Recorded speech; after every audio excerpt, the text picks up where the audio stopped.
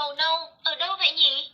Màu nâu ở đây. Trả lời hoàn toàn chính xác. Màu cam ở đâu vậy nhỉ? Màu cam xong rồi.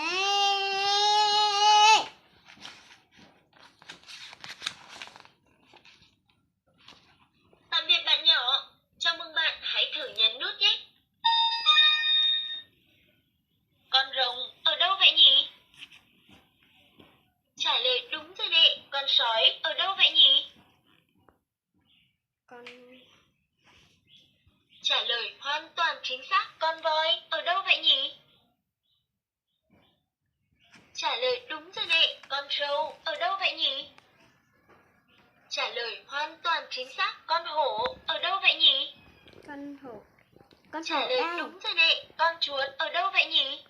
Con Trả chuột. lời hoàn toàn chính xác. Con mèo ở đâu vậy nhỉ? Trả Con lời mèo. đúng rồi đấy. Con ngựa ở đâu vậy nhỉ? Trả Con lời ngựa. hoàn toàn chính xác. Con cừu ở đâu vậy nhỉ? Trả lời đúng rồi đấy. Con gà ở đâu vậy nhỉ?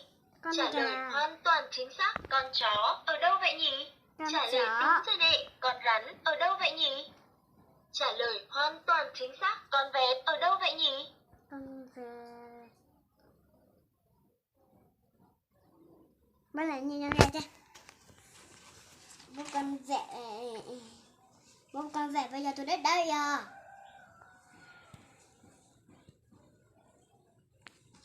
Mấy con vẹ rồi. Tiếng Anh. Where is the tiger? Oh, not right yet. Where is the tiger? Wow. Hai đứa mấy cá chưa? Người ta hai đứa đến đây. No, try again. Where is the tiger? La la la la. Where is the dog? Các bạn nhỏ, chúng ta cùng học nào. Wow.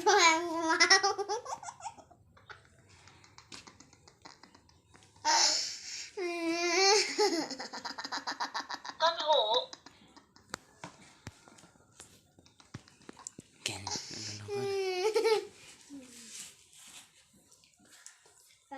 Bố cái này con hổ cha. Con hổ. Con hổ ở đâu vậy nhỉ? Trả lời đúng rồi đấy. Con khỉ ở đâu vậy nhỉ? Trả lời hoàn toàn chính xác. Con voi ở đâu vậy nhỉ? Bố, chính xác giá trị. Nào, chính xác giá trị. Nào bố, chính xác giá trị nè hả? Chính xác trời nhà do nó.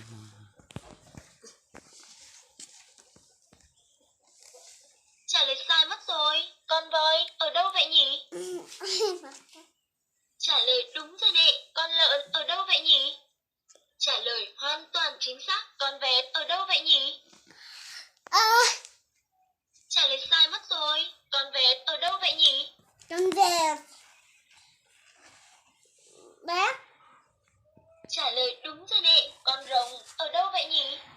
Trả lời hoàn toàn chính xác. Con gà ở đâu vậy nhỉ? Trả lời đúng rồi đấy. Con sói ở đâu vậy nhỉ? Con sói. Trả lời hoàn toàn chính xác. Con cừu ở đâu vậy nhỉ? Con cừu.